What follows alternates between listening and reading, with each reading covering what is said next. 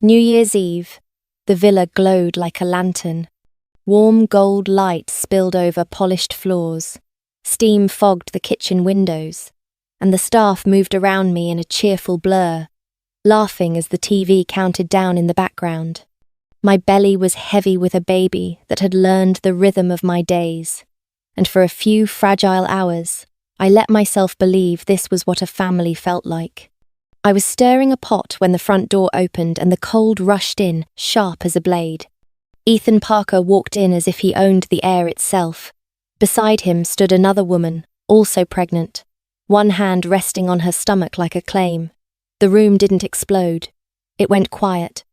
The laughter snapped off like someone had pressed a button, leaving only the hiss of boiling soup and the ugly thud of my heart.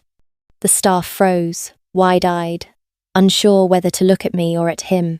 Ethan didn't even blink. Calmly, almost politely, he told them to tidy up and go home. "It's New Year's," he said, voice smooth with cruelty. "Come back after the holiday." Half the feast wasn't even finished. The oven hadn't warmed. The table held only the bones of a celebration. Yet within minutes, footsteps retreated. Coats rustled. Doors clicked. And the grand living room became a hollow, expensive cave. When we were finally alone, Ethan sat on the sofa like he was settling in for a meeting. He opened his briefcase, pulled out a neat stack of documents, and slid them across the coffee table toward me. "A divorce agreement. This is Vivian," he said, nodding at the woman as if introducing a colleague. "She's pregnant. I can't let the baby be illegitimate." His tone was so practical it made my skin crawl. "We divorce first. After the child has proper status. If things go smoothly, we can remarry." I stared at the paper until the words blurred. The clause that mattered most was printed in a way that felt deliberate. I would leave with nothing. No home, no assets, no dignity. My fingertips went numb, as if I'd plunged my hands into ice water. Even breathing became work. Ethan leaned forward, trying to sound reasonable. "It's temporary, Claire. Dividing property now would be complicated. Why create trouble when we're going to be together again later?" Vivian's lips curved. Her makeup was perfect, her voice soft as velvet dragged over a bruise. "He's right. Transfers are so annoying. And if you're coming back anyway, why make a mess?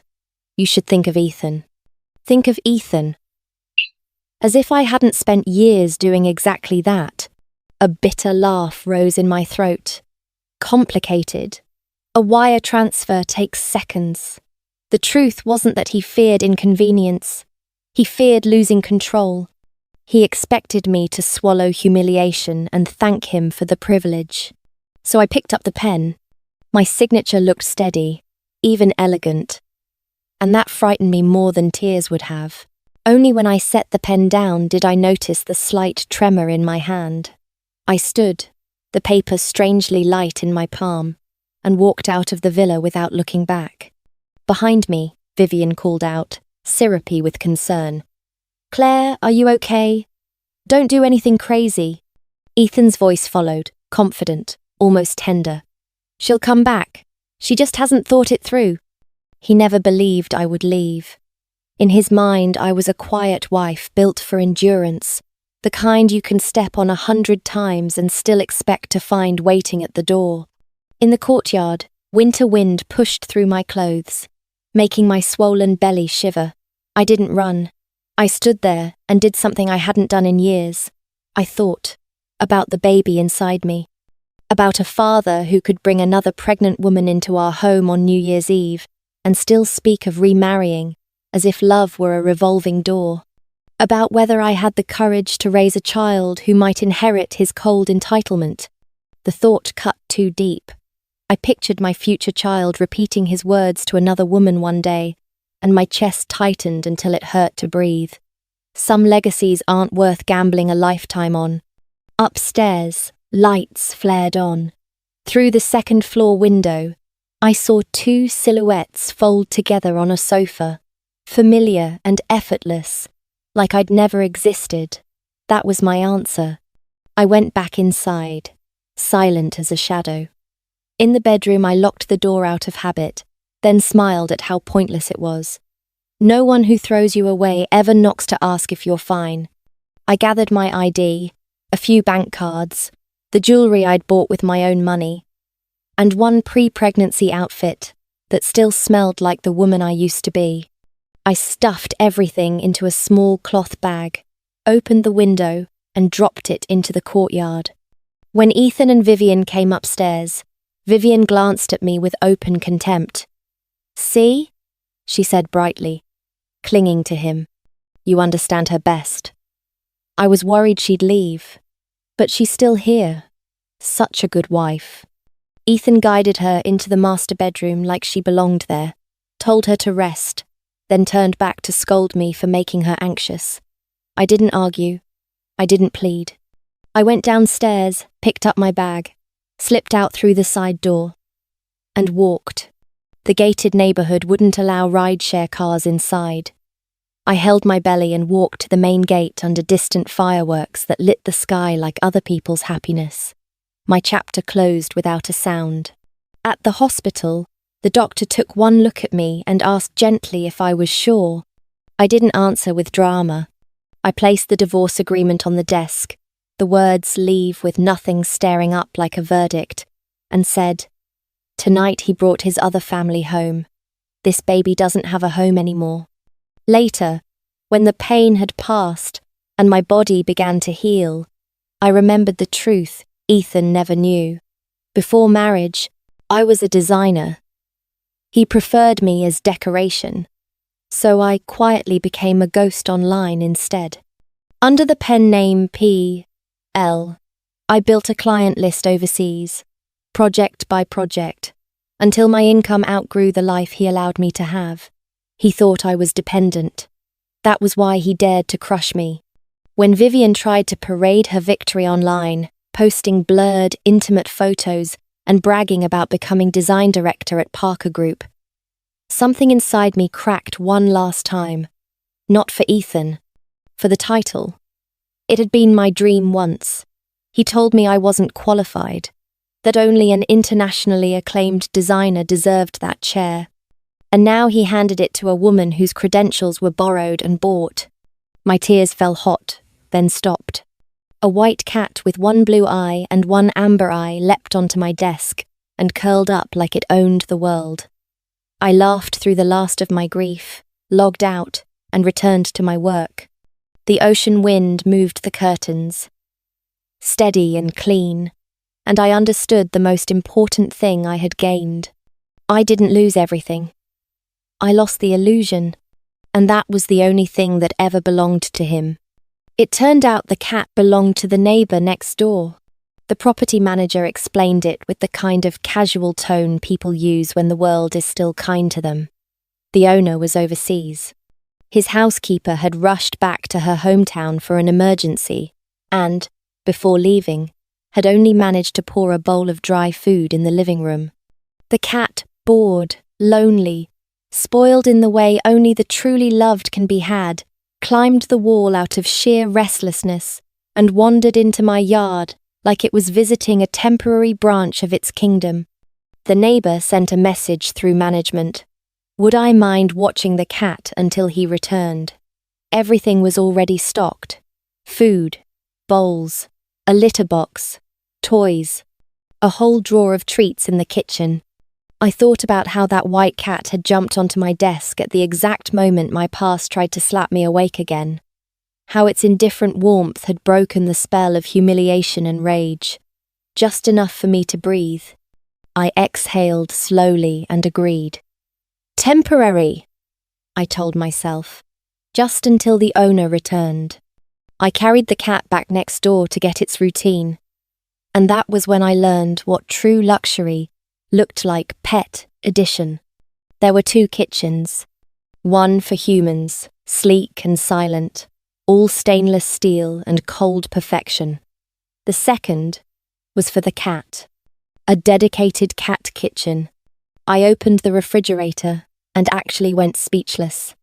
Inside were containers of premium ingredients laid out like a meal prep service for an Olympic athlete.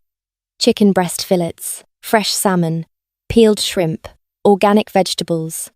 Everything was portioned, sealed, labelled with dates and measurements. On the fridge door, sticky notes formed a schedule so detailed it felt borderline religious. Breakfast protein, evening protein, low-fat days, snack days, hydration reminders, supplements, even a note about no treats after 9 p.m.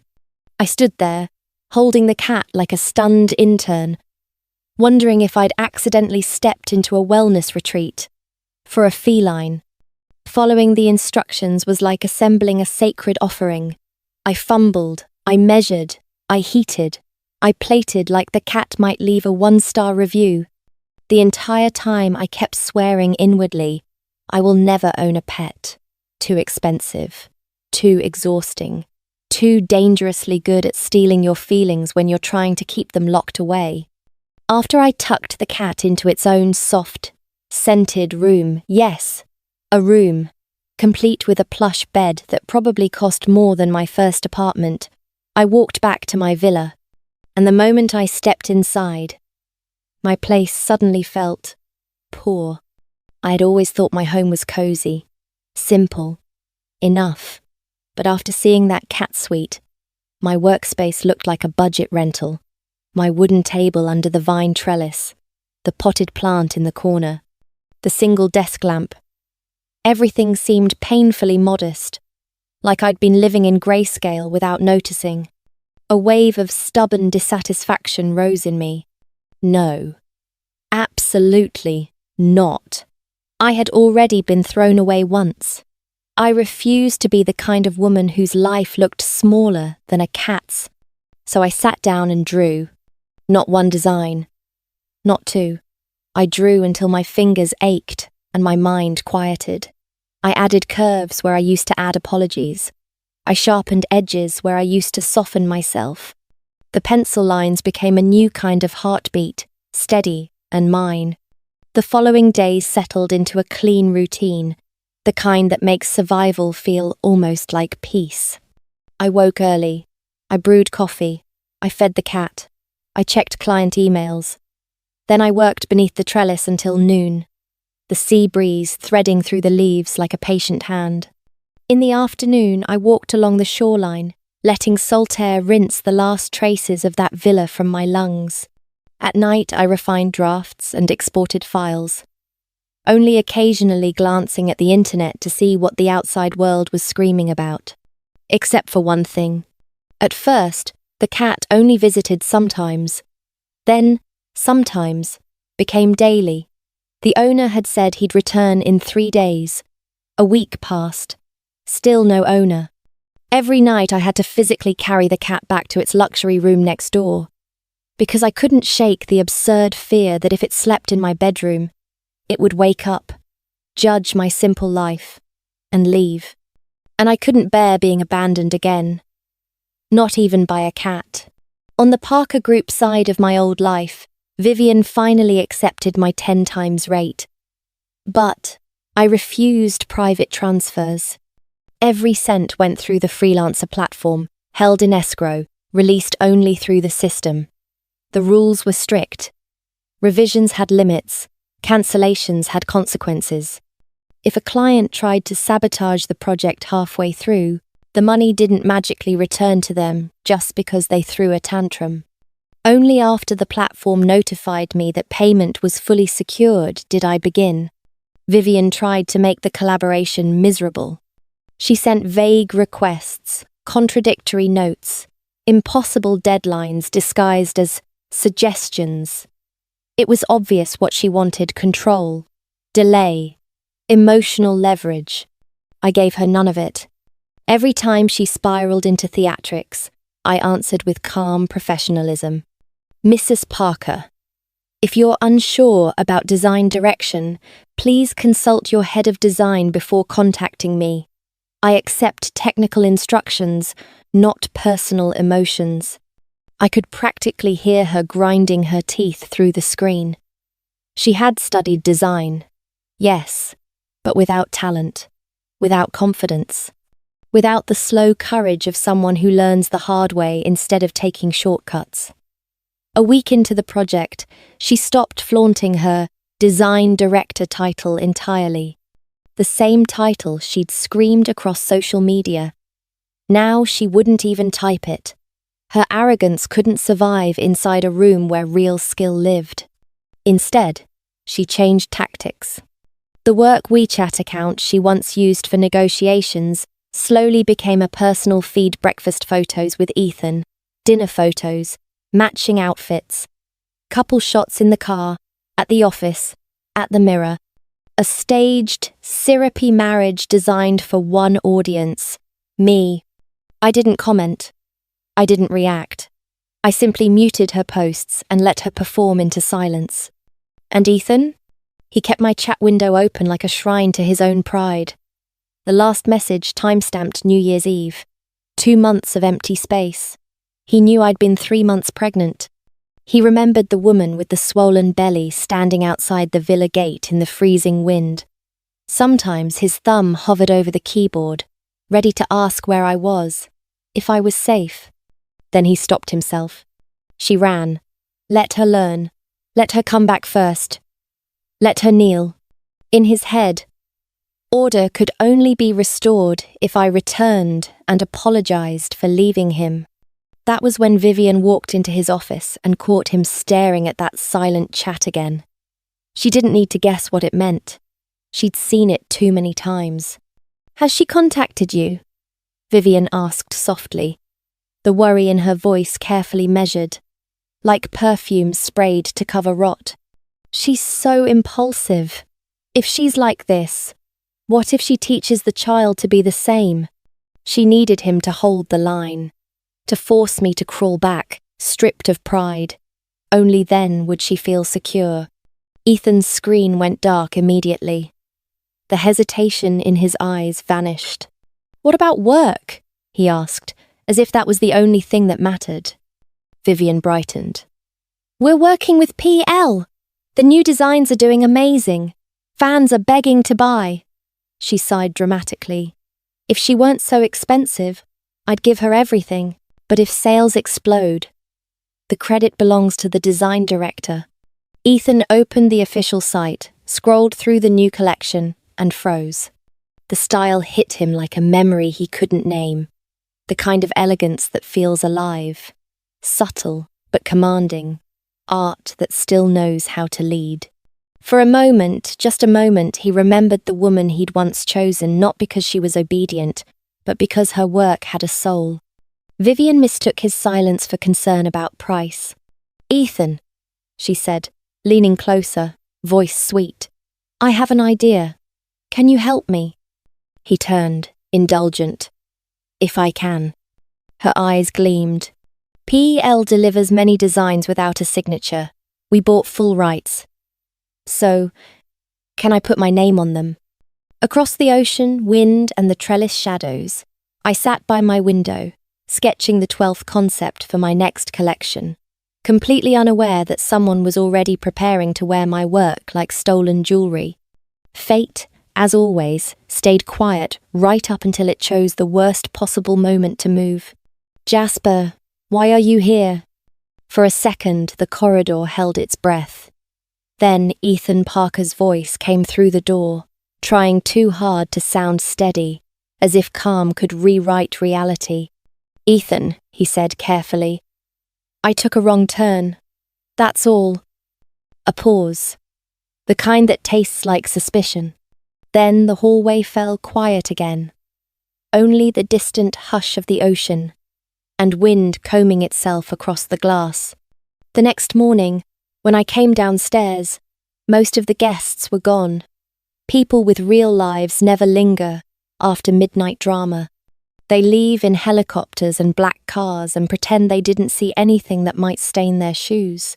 Only Ethan and Vivian remained, clinging, persistent, like oil on water. Jasper sat on the sofa with a newspaper, relaxed to the point of indifference, as though the tension in the living room belonged to someone else's story. I refused to sit at the same breakfast table as Ethan. Even the idea made my stomach turn. so I slipped into the kitchen and asked for something simple. The housekeeper brought me warm milk and a boiled egg with a soft smile. The kind of kindness that doesn't ask questions. I didn't want conversation. I wanted silence. I wanted fur and purring and a small life that didn't demand anything from me.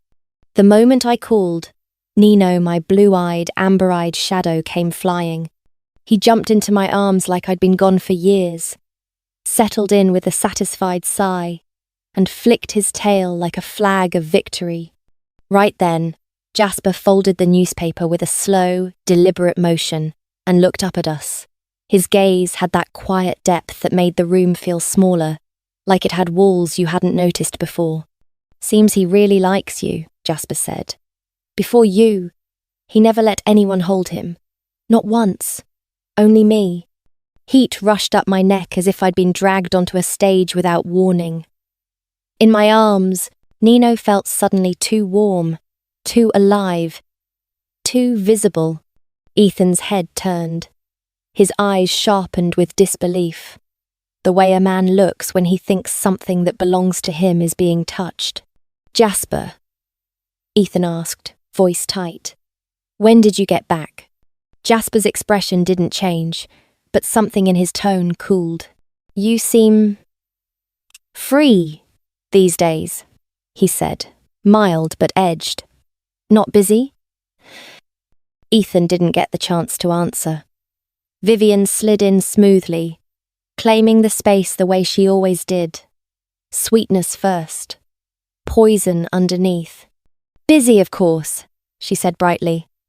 "We just launched a lot of new designs. We're in the promotion phase." She turned to Ethan, letting her voice soften into a practiced coo. "You've given me the entire design department lately. I'm exhausted." She smiled at Jasper, trying to look gracious. "I only wanted Ethan to rest here with me for a few days. Mr. Sterling wouldn't mind. Would you?" I almost laughed. She worked so hard to look generous in front of men, like her entire soul was built for performance. If she'd been born in a different century, she would have been the kind of woman who bowed perfectly while sharpening knives. "Ethan," she added, syrupy, "you won't kick us out, right? We grew up together." Then, as if I were furniture, she nodded toward me. "The sea is so clean here. I want to go out on a yacht today. Can the cat nanny come with us?" "No," I said instantly. "I don't swim. I'm afraid of water. I'm very timid." This time Jasper set the newspaper down completely, leaned back, and spoke with calm pressure that made the room feel suddenly owned. "If Ethan wants to go out, I'll go with you." His eyes flicked to Vivian. "But don't involve her. She's not entertainment. She takes care of Nino. That's all." Ethan frowned, as if he wanted to say something, claim something, but Vivian beat him to it, smiling too brightly. "Right, she doesn't know anything." Her voice turned sharp at the edges. "She can't even cook." The words hung there, wrong in a way she didn't realize, because I didn't look like someone who couldn't cook. I looked like someone who had once built a home and then watched it burn. Before anyone could scrape the moment off the floor, they were already gathering bags, putting on sunglasses, drifting toward the gates, like people who believed the world existed for their leisure. I returned to my villa and locked the door as if I were locking the past outside. Not because a lock could stop memories, but because rituals matter.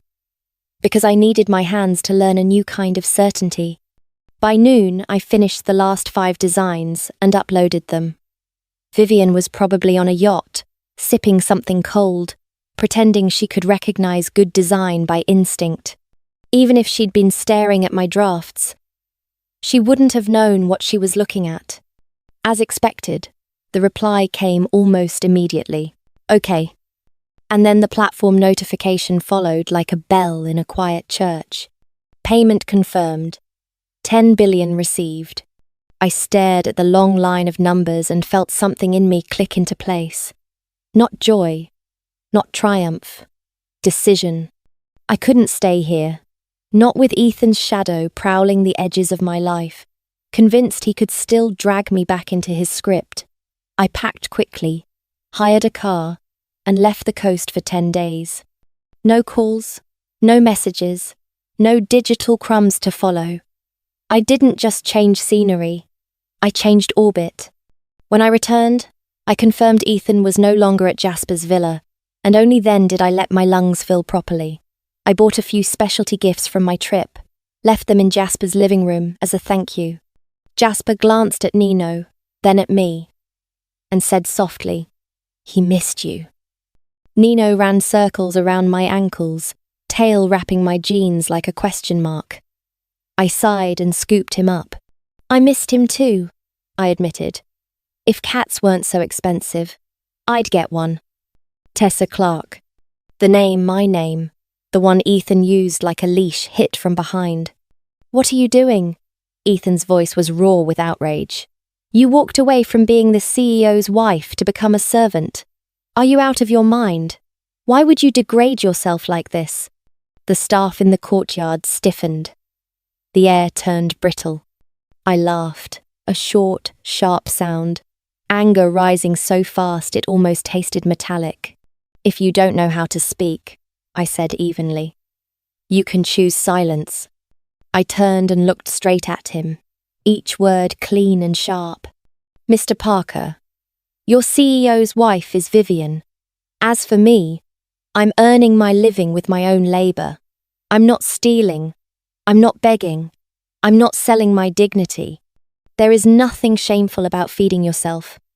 There is no such thing as degrading yourself when you stand on your own feet." Ethan's jaw clenched. "You're comparing me to a servant?" My smile didn't reach my eyes. "In my eyes," I said quietly, "you're not even worth as much as the people you just insulted."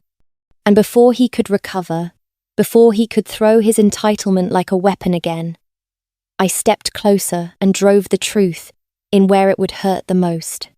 At least they don't abandon their children. "Jasper, I still can't even get out of bed. The baby needs someone."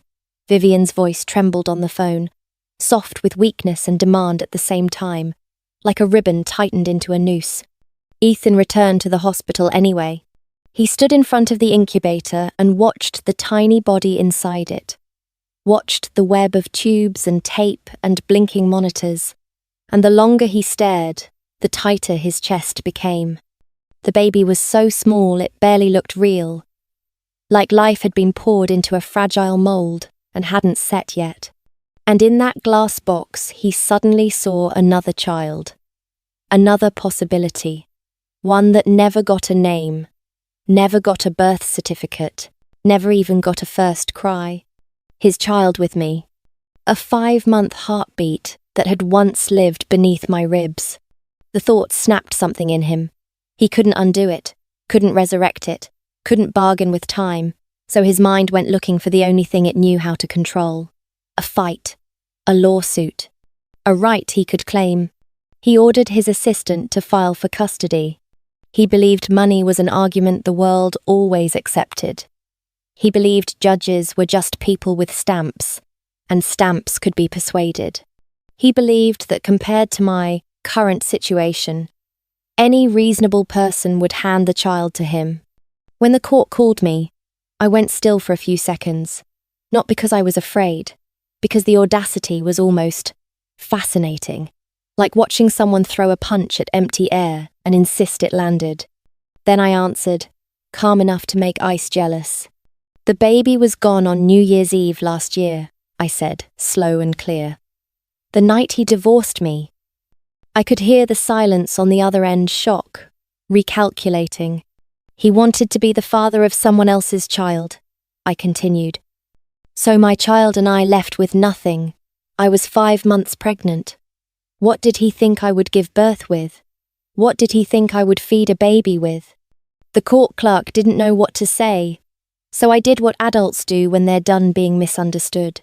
I added the court's WeChat, and I sent proof. The divorce agreement, the divorce certificate, the medical termination confirmation. Delivered. Time-stamped. Impossible to romanticize. When I looked up, Jasper was leaning against the doorframe, one shoulder resting there like he belonged to the architecture. His gaze was deep, unreadable. He didn't interrupt while I worked. He waited until the last file sent, until the last click. Then he spoke, quiet and almost tired. "Vivian grew up around us," he said. "When we were kids, Ethan fell into a river once. Vivian jumped in after him, nearly drowned herself pulling him out. After that, he changed. He stopped knowing the difference between debt and love." I let out a small, flat laugh. "Well," I said, stroking Nino's head without looking up. "Now they've slept together, so I guess the debt and the desire are both fully repaid."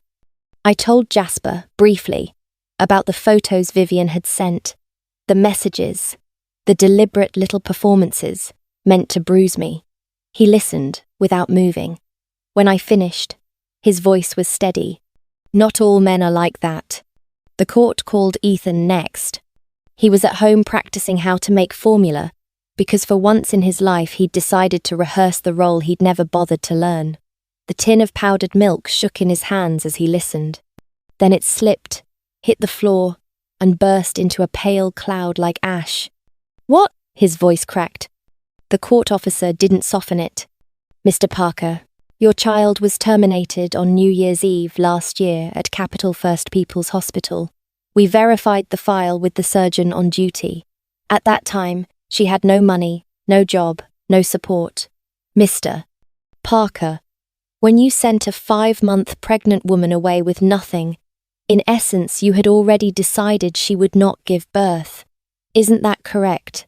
Each sentence was a blade, not because it was cruel, but because it was true. Ethan stumbled as if the air had been ripped from the room. "No, she's lying," he whispered, more prayer than statement. But then the officer began reading details, date, department, signatures, procedure notes until Ethan saw it. Not on paper, in his mind.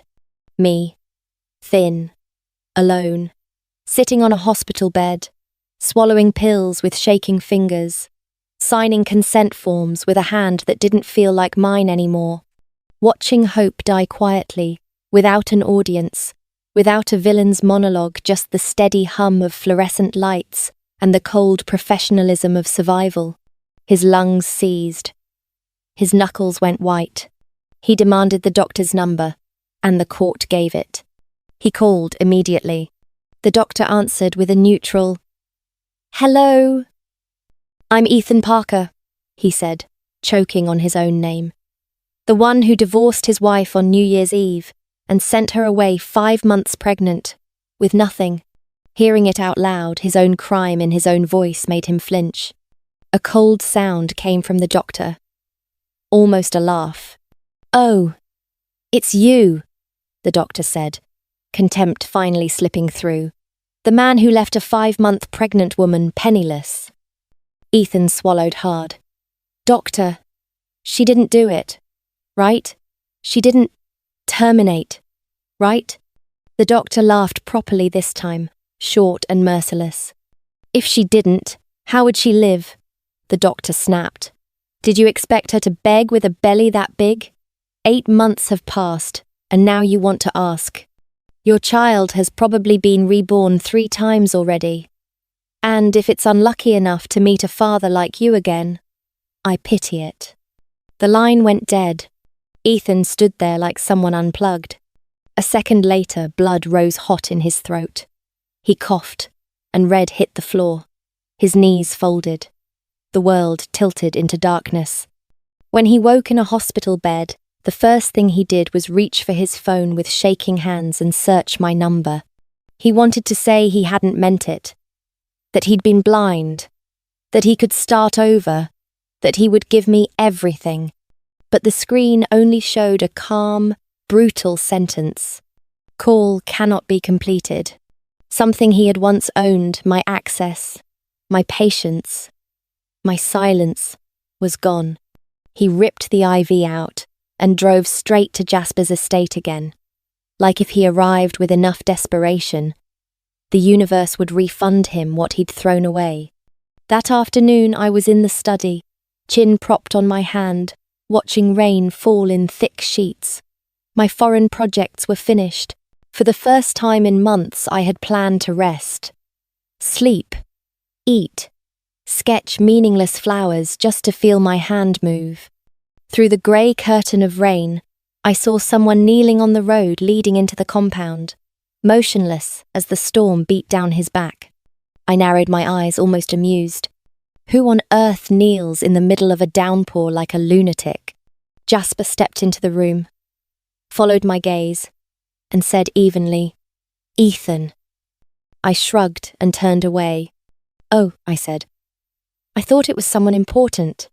Jasper watched me closely, as if searching for cracks. "You don't feel sorry for him?" I didn't hesitate. "Sorry?" I let out a quiet laugh. "A man who abandoned his own child to play father to someone else's? Why would I waste pity on him? I'm only wondering when he'll finish this episode. I can't live in your house forever." Jasper was silent for a moment. Then he said, as if offering a solution to a simple problem, "There is a very effective way to make him stop." I straightened immediately. "What?" "Marry me."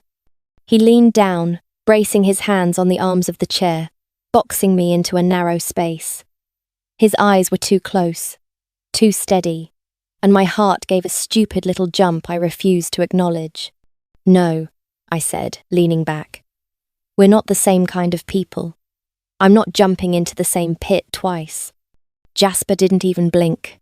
"I can transfer my assets to your name first," he said. "And I have no interest in raising someone else's child." I narrowed my eyes, trying to turn fear into teasing. "Who knows? Maybe you don't even like women."